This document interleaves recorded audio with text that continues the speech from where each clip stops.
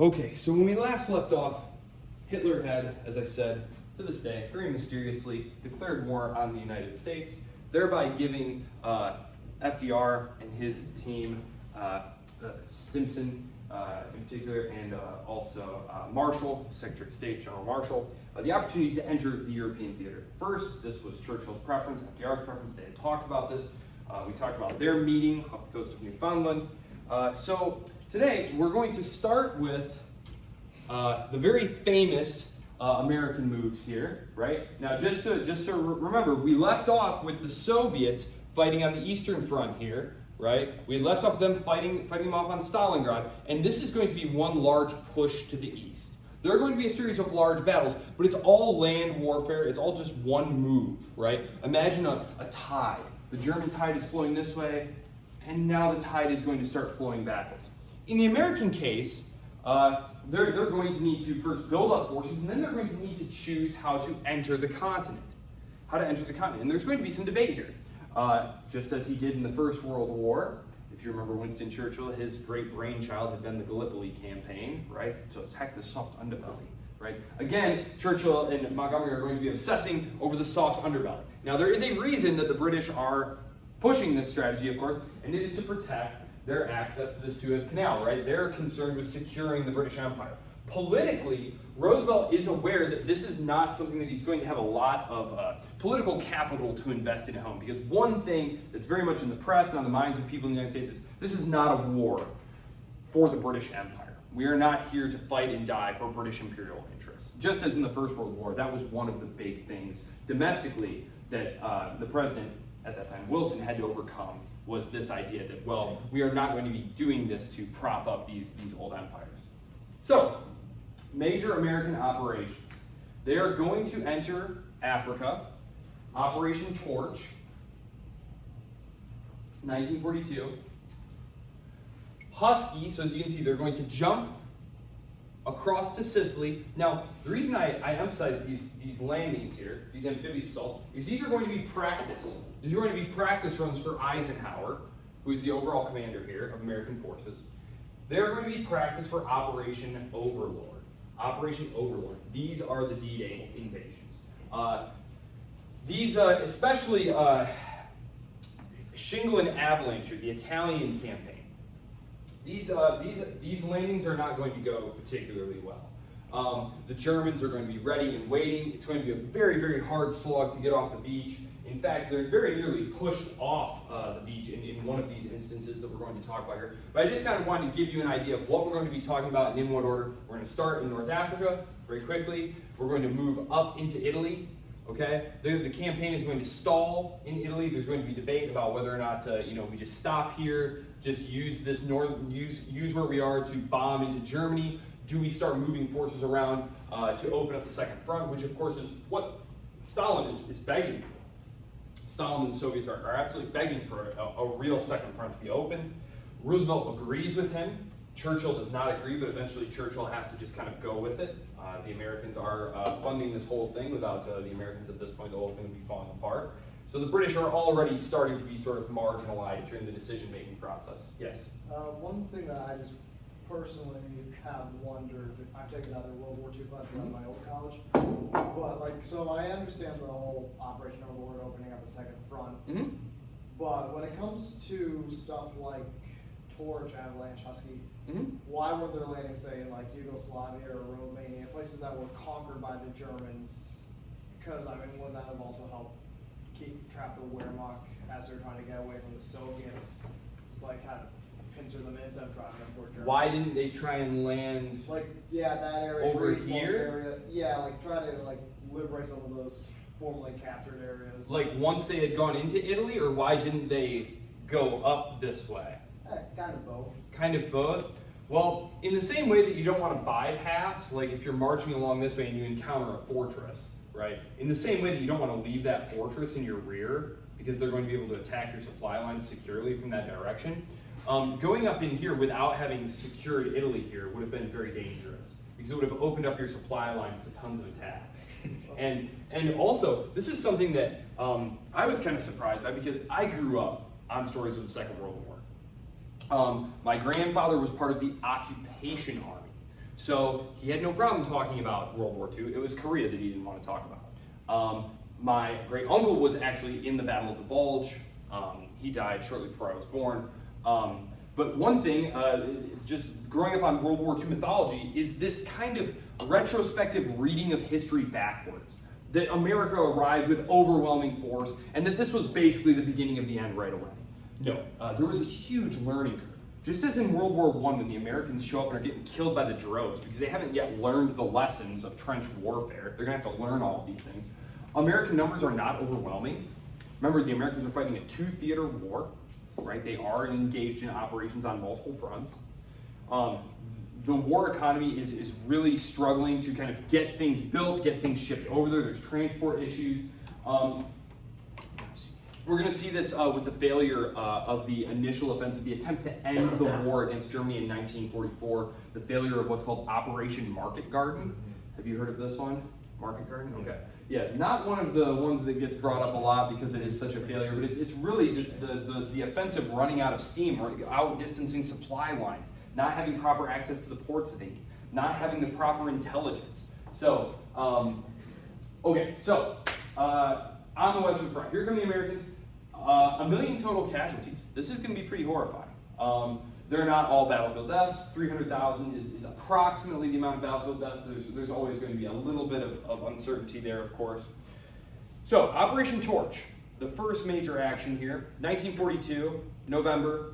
American, British, and Free French forces. I'll talk more about the difference between the various aspects of the Free French forces and the resistance forces when we get into France itself, following Operation Overlord here shortly. They're trying to push the Axis forces out of Africa. Remember, initially, the Italians had come adventuring in here, right? And the British, however, had pushed them all the way back. Rommel shows up with his Africa Corps, pushes the British all the way back, right? So we have this kind of seesaw battle going back and forth. The Americans are going to land on multiple beaches. They are going to push them out. It's going to be very tough stuff. Obviously, there are a combination of forces there, everything from Rommel's corps, which actually he is going to depart for the continent after this to take charge of the defense of Fortress Europe, the northern coast there. Because once Africa is lost, and once the invasion of Italy starts to peter out, it's very obvious to everyone that the invasion is going to have to come up here. It's going to have to come up here. The invasion of Italy is going to peter out, in part because of all the things I've talked to you about. We've mentioned Italy several times. What is Italy's geography like? It's mountainous. It's so horrible. It's just such a crappy country. It's a beautiful country. Just stroll about, leisurely with a, cafe latte in your hand or something. Like the idea of fighting large-scale engagements there. Just the idea of a mortar landing near you and just blasting rocky shrapnel everywhere. Just horrible fighting. And the Germans are dug in very deeply. It's very slow going.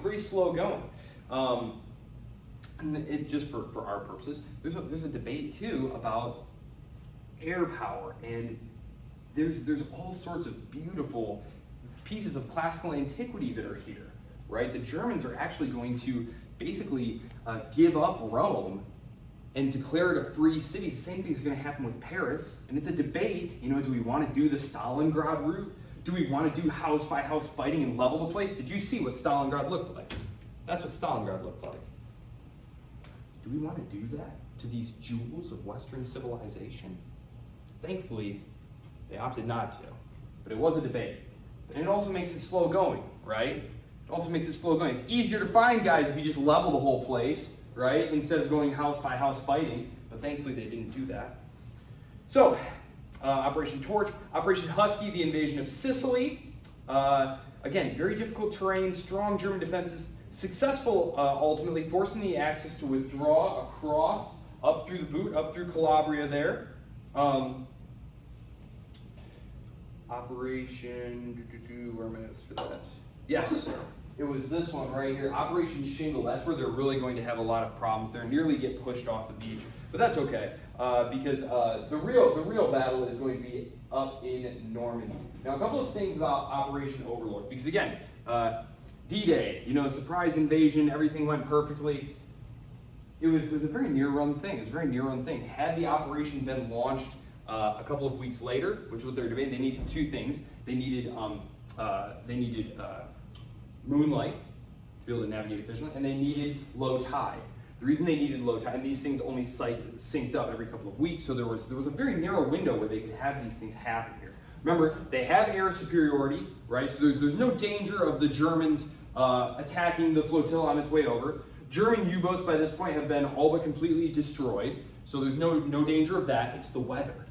It's the weather. Remember the Great Spanish Armada that was just trashed, centuries previously. The English Channel is a pretty nasty little stretch of water there, and you have these massive flotillas that are going across. Had they waited even a couple more weeks, the worst storm in many, many years had come through. Eisenhower is going to be faced with the prospect of coordinating this large-scale mission, the largest amphibious operation. There are going to be five target beaches. The American beach, Omaha, in particular, is going to encounter very, very fierce resistance. It's going to take a lot of planning. I think probably the biggest surprise is that they were able to keep it a surprise. Because it took a very long time to get this thing ready. The Germans were preparing for them to attack here because it's the shortest distance. So they assumed that would be their target, is the low country ports, so-called. Hitler actually initially believes actually that they are going to attack here in Normandy because it was what he would do, an element of surprise, do what they're not expecting. But he listens to his generals. They tell him no, it's almost certain that they're going to be attacking there. The Allies send Patton up there to the opposite side of the country here from where they're departing. They have inflatable tanks, cardboard trucks, so that any kind of aerial reconnaissance that's happening is going to make it look like, no, there really is something going on up there. They're going to create a lot of fake radio traffic for the Germans to listen to. They've got Patton over there, which the Germans really thought of Patton as like the real hero of the American Army. And of course, nothing's going to happen without Patton there, and Patton is over here, so it can't have anything to do with that. It's a very near-run thing. There's a 48-hour window. There's horrible storms, and Eisenhower is waiting. His meteorologist comes and says there's going to be a 48-hour window. Where it might be possible to send the ships across. They go for it. It is a success. But getting off the beaches turns out to be only the beginning. Operation Overlord is a huge success. Unfortunately, so much planning, understandably, had gone into the logistics of getting all the supplies, they're getting them on the ships, getting them across, making sure this incredible undertaking of getting these guys on the beaches is successful. They hadn't really thought about, well, what about once we get off the beaches? Sure, there were objectives and things like that pointed out on maps, but just to give you one example, they didn't really understand hedgerows, like French hedgerows. Like, yeah, we know what hedgerows. Come on, we know what a hedgerow is. No. These are centuries-old hedgerows that tanks can't even blast their way through, right? And this is going to cause a world of difficulties. It's because the Germans are literally going to be able to fight from these hedgerows and conduct these very slow withdrawals. I mean, it's agonizingly slow. The British won't take their first objective town, which is only a few miles from the beach, for a month. The airdrop that accompanies this, the 101 Airborne, they are loaded up with 150 pounds of gear, and this is probably the most terrible. I don't know. It's tough to think, like, would I rather be one of the guys who got dropped from the air or had to slog up the beach? It's very tough because you might think drop from the air, but their fatality rate was incredible. I mean, they got loaded up with all this gear. I mean, 170 pounds of gear, I believe it was, and they have to skim in low. Some of the planes came in too low. Some of the planes got shot down. It was just, some of them drowned, missed their landing zone. Some of them got dropped right in the middle of this German town that there happened to have been like a fire, so everyone was out and about in the middle of the night trying to put it out, and they get cut to pieces right as they're landing. I mean, it's just horrible stuff. So there's nothing great about what's going on here. It is going to be a terrible, terrible slog. The Germans are ready. They were caught by surprise. Rommel actually believed that the weather was so bad that he had time to go back to Berlin for his wife's birthday. It was his wife's birthday. So sweet. It was very sweet. So he's not even there. When it's realized that no, this is it. The Americans are here. We need our reinforcements. They had a bunch of panzer divisions sitting around near Paris. But critically, these could only be ordered to move by Hitler. And Hitler is asleep. Hitler's asleep. They literally can't wake him up. He sleeps right through it. And so they have to wait, I believe it's 12 total hours to get these tanks moving, which, you know, in the grand scheme of things, did those 12 hours really matter? It's not so they could have gotten up there, but. Is it they can't wake him up, or they just don't want to? I've read both. I've read that they were too scared to go wake him up and that they couldn't wake him up. Hitler was a big narcotics user, and so he'd be up for, you know, a long time on end, and then he'd just crash extremely hard. There were experiments going on with like methamphetamines at this point. Yeah, to like get soldiers to like be able to fight and stay in the fields longer. Yes, they'd be all sped up, and then they'd crash, when you're awake for like 6-7 days on end. Okay. It's a slow slog. The Americans and British and Allied forces are able to get in there. The Free French are given the coded communication signal to start rising up. I forget the name of the poem, but the BBC sort of broadcast this poem, and de Gaulle had, over the course of the war, communicated that, like, when you hear this poem, I think it's called The Fall. Yeah, I believe it was called The Fall. And so they start rising up. But the thing is de Gaulle is concerned about Paris. We remember from our Franco-Prussian talk about how there was a socialist communist rising inside of Paris in the Commune, right? The Paris Commune. De Gaulle knows that the Free French forces, the resistance forces inside Paris, are predominantly communist. This is going to be a problem that comes after the war too. It's one of the reasons that Operation Gladio, which was a stay-behind operation, is created to undermine communist political power. Because who is resisting the Nazis inside these countries?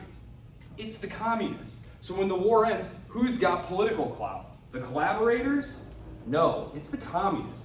In Italy and in France, those two countries, very, very strong communist parties. And it's going to be a real active campaign. When the Italians have their first election, the American government is going to be heavily involved in trying to push this election away from the communists. And the communists will have a decent amount of political punch for up until the mid-1950s in places like Italy. And in France, it won't become, sort of out of line to be a Stalinist or a Maoist till like the 60s. So I mean, it's a persistent, I would call it a problem. I'm sure there are some who wouldn't say it was a problem. But basically, de Gaulle is worried that, hey, we need to make it to Paris, because if this rising is too successful, number one, the communists could declare a provisional government and we'll have a repeat of the commune, where I'm going to have to come in, because who goes into Paris and puts down a commune?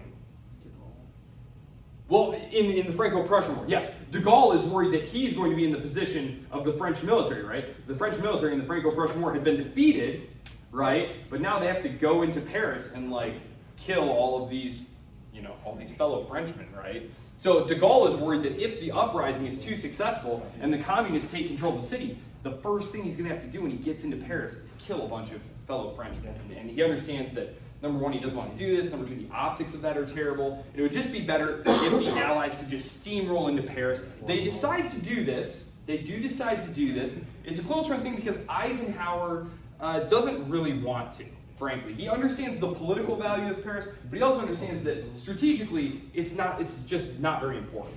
It's not very important to the overall Allied strategy. But they go to Paris. There is a rising, but everything is kept well under control. They're going to launch forward. They're going to push forward. This is still 1944. Montgomery is saying, just give me the troops, give me the supplies. Patton is chomping at the bit as usual as well. Give me the troops, give me the supplies. We're going to roll right into Germany. But they're outrunning their supplies. They're completely outrunning their supplies. You have to think, we're up here, these are our ports, right? And we're getting hundreds and hundreds of miles away. There aren't modern highways and high-speed rail and things like this. Like, things are moving along trucks on, single-lane roads that are in very bad shape through difficult country. They're outrunning their supply lines. And Operation Market Garden is going to be the Allied attempt to cross the river there. They're going to attempt to cross over by seizing all of these vital bridges, and they're going to use armor to race up and support them. Are you familiar with a bridge too far? Yeah. Bridge too far? Okay, so the play on that is that the British were supposed to punch up and like relieve these forces who were supposed to take these bridges, but they run out of steam and they can't make it to, it was the Red Devils was what they were called. And there were 9,000 British paratroopers and only 2,500 of them ultimately are able to break out and link up. They were a bridge too far away. That's where that comes from, so bridge too far. Right. You did not want to be a paratrooper in the Second World War. It was tough stuff. Okay, so 1944. So Operation Market Garden is a total failure. It's not a huge deal. The Allies are well in hand. They're only a few miles away from the German border at this point. Patton is actually probing in Lorraine. He's actually making forays into Germany, but it's very, very tough going. You know Patton. He's always moving, right? So if Patton is not able to move, you know it's tough going. This is some of the most unsuccessful campaigning of his European career. But they're just really waiting on supplies. Fuel, ammo, things you need to fight a war. Hitler is going to seize on this opportunity. Hitler is going to seize on this opportunity to roll the dice and launch the last great offensive. He calls it Operation Autumn Fog. And this is what's going to become the Battle of the Bulge. This is the greatest Allied intelligence failure of the entire war. The Ardennes Forest. The Ardennes Forest, we talked about this in the context of the run-up to the war. The Maginot Line. It didn't run all the way up the coast, right? They had that gap, right? The Ardennes Forest, right? Why? Because the Ardennes Forest is too thick for armor to go through, right? The Germans aren't going to invade through the Ardennes Forest. Too difficult. Even though the Germans had invaded through the Ardennes Forest in 1870 and also in 1940. So again, this is where the Allied forces are the weakest. They're receiving, they're picking up reports of masses of German columns and armor, and there's overflights going on of clear reconnaissance. Again, nothing is done, and the Germans hit them very hard, very, very hard there. It's a close run thing. It's a very close run thing. The Americans are able to hold on at these two critical road junctures to keep the supply lines open, and eventually the German offensive runs out of steam. But the Battle of the Bulge is going to be terribly costly. It's going to be one of the most bloody engagements. Gosh, I think it might be the single bloodiest engagement in American military history. I'd have to check. It is one of them. It's top 5 for sure. But it's quite bad. The Battle of the Bulge. Gerhard von Rundstedt launches this, trying to push back into France. He hadn't wanted to do it. The German high command at this point is saying, we need to dig in. We need to do everything we can to just keep them out of Germany. The offensive time of this war is over. We've been defeated. They're pushing Hitler to make a deal with Stalin, saying, look, we're still deep inside of the Soviet Union at this point. Let's just cut a deal with Stalin. Let's tell him, listen, in exchange for peace, we'll move the line back to, where it was, say, 1941, something like that, before Barbarossa, for example. Hitler is resistant to this. They're telling him, don't attack in the West, right? If we make this last throw and it doesn't work here, we're gonna have nothing left over there. And Hitler insists on doing it. It fails. They gradually push back the German offensive, and this is going to open up the door to entry into Germany the following spring, once the Allies have all of their supply lines hooked up and ready to go. So it is going to be a slow slog, as I said. They're going to continue their advance toward Germany and ultimately Berlin. There's going to be a race for Berlin. But let's detour for a moment down into Italy, because I had said that the Italian campaign peters out. It's true. Mussolini is going to be removed by King Victor Emmanuel III, going to be dismissed from his post, placed under arrest. Hitler is going to order a very daring rescue.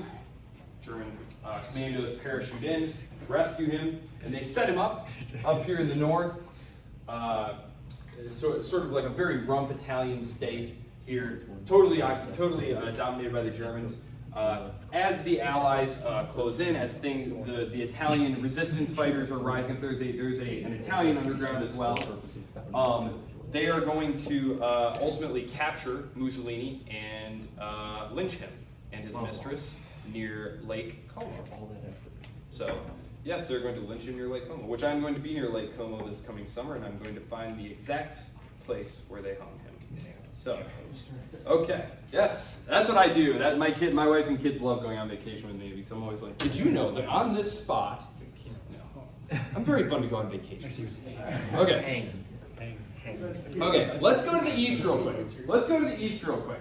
As I said, this is Stalingrad, which had endured a really horrible battle. We had talked about that last time. Following the Battle of Stalingrad, the tide is going to be starting to move back toward Germany. The Germans will launch another offensive here. They will, which is incredible because again, the general staff is telling Hitler, it might be better to pull back. Some of the subordinates are saying, no, we just need to punch one more time. We'll get him this time. And what results is the Battle of Kursk. The Battle of Kursk is very interesting. It's the largest armored engagement in history. Thousands of tanks battling it out on the plains. It was a total accident. We think today, it's impossible today to conceive of something like this developing by accident because we have satellites and great intelligence. But really, what had happened was the Russians were positioning to go on the offensive following Stalingrad, but a German army with armored companies that were coming up preparing to attack this open salient there, and they just kind of run into each other, and the battle just kind of develops organically. The Germans, unfortunately, are running up against that great tank, the best overall tank of the war. I'm not saying that it could have beaten any tank. Obviously, there were heavy tanks, light tanks. The T-34 is a medium tank, so it's combining the best of speed and power. And the T-34 is better than anything the Germans have in the field. And it's going to make just an absolute mess of the Germans. This is armor the Germans cannot replace. The Soviets, if you remember, had moved all their factories beyond the Ural Mountains out to Siberia, reassembled them. Their economy is churning out war material. The Germans, by this point, are also going to start struggling with fuel supplies. They're going to start struggling with fuel supplies. Remember, the loss of Stalingrad is going to cut those German armies off to the south where they were trying to secure those oil fields. Romania is going to be knocked out of the war as the Soviets sweep down there. The German army is going to be starved for oil by the end of this. So, Operation Bagration, 1944. This is the one that really just blasts right through them there. This is where Belarus is. Can you picture your map of Eastern Europe? That's the country north of Ukraine, blasting right through there. The Warsaw Uprising. Yes, 1944. They're going to approach Warsaw. Gosh, how do I describe this? So, basically, there's an uprising, right? Just like in Paris, there's an uprising. The Soviets, however, are going to stop. They're going to stop on the other side of the Vistula. They're going to wait until the German army puts this down. Tens of thousands of Polish fighters are going to be killed. These largely came from like the reserve officer type class. The Soviets realized that these are people who are going to be an unreliable element when they come back in and take the city. So, a lot of bad blood there to this day. So, we wanted Poland. yes, yes, absolutely. And they would have been like, I don't know, we're saying about democracy, so it's like, Exactly. And this leads beautifully into the talk about near the end here that we're going to talk about at the conference at Potsdam, because there were supposed to be elections in Poland. Absolutely right. So, the Battle of Berlin, it had been agreed. We're going to get to the, on the next slide here, I'll just kind of jump ahead real quick. 20 million Soviet casualties, like 1 out of every 7 people who died in World War II was a Soviet. This was something that would create a huge demographic imbalance. Okay, so the race to Berlin. It had already been decided that that Berlin was going to be in the Soviet sphere of influence, and so Eisenhower does not push very hard to get there. And in fact, I'll jump back here real quick. Oh no, I have it on the other one. I'm sorry. The battle for Berlin, the actual battle for Berlin. Where is it? Did I write it down? Didn't write it down. Battle of Berlin, yes. What? Did I not write that down? Well, I've seen various estimates, but like over several 100,000 troops, like just in the Battle of Berlin. On the Eastern Front, remember, the rules of war are not being observed, right? We saw that with the Commissar Order last time. Hitler had basically argued that since they were not a party to the Geneva agreements, that the rules of war did not apply. And we see this when some of these units from the East are brought to the West. You have German officers extending offers to American commanders. For example, in the Battle of the Bulge, they offered, you surrender, all these like formal traditions of like, old Prussian military, we will give you quarter and et cetera, et cetera. These units from the East show up and they're literally just executing whole companies of Americans that they captured. It's very starkly different. You get these juxtapositions of how the war was conducted in the West versus how the war was conducted in the East. And remember, this is in part because Hitler conceived of the war to the East as a civilizational struggle to the death. This was an ideological struggle to the death. He didn't want to exterminate the French. He didn't want to exterminate the British. There was a place for them in his world order, which he attempted very repeatedly to get the French and British to agree with. So, and Russia paid Germany back in kind. This is one of the reasons. Where it was, but there was a case where a column of T-34s just purposely ran over refugees. It's going to be really bad. It's going to be really bad. The amount of horror and devastation that the Nazi Wehrmacht wreak in Eastern Europe and the Soviet Union is going to be repaid in kind. And that's one of the reasons the battle for Berlin and the battle in Germany is so intensely fought, is the German army is trying to hold off the Soviets to get civilians into the American and French occupied zones of Germany. They're trying to get them out because they understand what's going to happen when the Soviets get there. And I'm not going to spend the last 10 minutes that I have going into what happened when the Soviets got there. If you are that interested, you may Google it at your It was really interesting. Yeah, at your discretion, you may Google it. It is not pleasant. Okay, so the Allied agreements. I'm going to spend a few minutes here at the end talking about these Allied agreements. The Tehran Conference. This has been the first meeting of the Big Three. Tehran, of course, is in Iran. December 1943. The first meeting between Churchill, Roosevelt, and Stalin. And this was where they had set up the general Allied strategy for the war. This was when Roosevelt had agreed with Stalin that they needed to conduct something like Operation Overlord to open a real second front in Europe. And if you remember, if you look at Europe, it's just not clear where they would have come in, right? Like, yes, Operation Overlord was tough and it was very bloody, but coming in through Spain, you can't come through Spain as a neutral power, right? You don't want to do that. And the geography of Spain is horrible. It's just one big Italy, only actually worse. Italy was very tough, chewing rocks, right? Coming up through the Balkans, also very tough, and then your supply lines were exposed. So really, it kind of had to be northern France. So, that's why they do. Yalta. Yalta is the next one. This one is early in 1945, so just about a year and a little bit apart. Again, Churchill, Stalin, Roosevelt, this is the last time that they will be together. When Potsdam occurs, Truman is going to be president, and Churchill is very quickly going to be voted out of office, actually, right after the war ends. Real kick in the pants there. Held in Crimea, Yalta Conference. Yalta was when they started planning for the post-war order. Now, this is when Roosevelt basically promises Stalin a sphere of influence. This is very controversial. These were closed-door meetings. There were not a lot of notes taken. And when Potsdam comes around, and when FDR dies, this is actually, I was astounded to learn this when I was studying this. Truman wasn't sure what had been promised, who had said what. There weren't notes. It was just all in FDR's head. And so when Stalin sits down at the table and says, well, FDR told me that this was what it was going to be, Truman is sitting there like, well, I don't know what he told me. I know I don't trust you and don't like you, right? And I know that you're, treating the Poles very badly, et cetera, et cetera. And so the dynamics of the Cold War are going to be on full display already in the Potsdam Conference. And part of this is at least Stalin's mistrust of Harry Truman, who, unlike Roosevelt, number one, is not a very charming person. I don't like FDR. I think he's one of the worst presidents we ever had. okay? That's me. I don't like FDR at all. But he was a very charming person. On a personal level, he could work a room. He could. Everyone who speaks about him says he had this way about him that he could win people to his side. He could gain their confidence. He was a very winning personality in that way.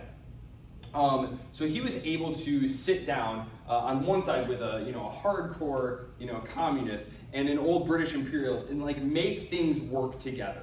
And he very famously had said, like, if I could just have lunch with Stalin every few weeks, I'm sure I could keep everything together. But he's of course going to die. And Harry Truman comes in. Harry Truman is not a charming person.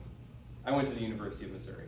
The cult of Truman is real there, and I can tell you, Harry Truman, whatever his other qualities, he was not a very charming fellow.